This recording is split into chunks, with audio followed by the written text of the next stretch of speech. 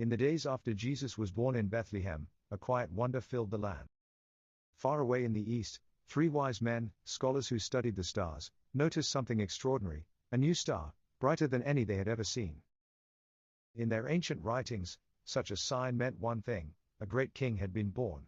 Filled with excitement, they began a long journey across deserts and mountains, following the shining star. They carried precious treasures, for they knew they were going to meet a king unlike any other. When they arrived in the city of Jerusalem, they asked, "Where is he who has been born King of the Jews?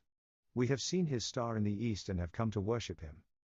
Their question troubled King Herod, a ruler driven by fear and jealousy. Pretending to care, he called the chief priests and scribes to learn where the Messiah was to be born.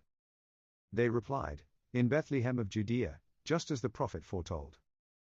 Herod then secretly met with the wise men and said, "Go and search for the child. And when you find him, return and tell me, so that I also may go and worship him." But in his heart, he planned to destroy the child.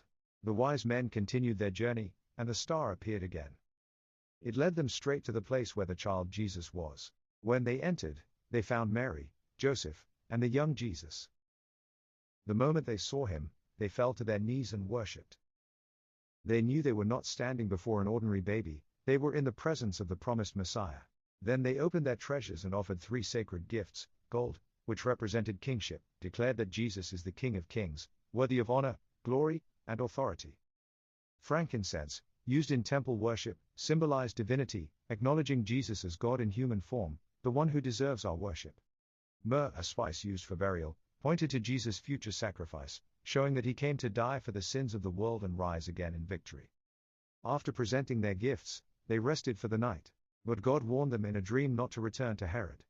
Quietly and wisely, they took another route back to their homeland, protecting the newborn Messiah from danger. If you enjoy this story, please subscribe, like, share and comment for more stories every day.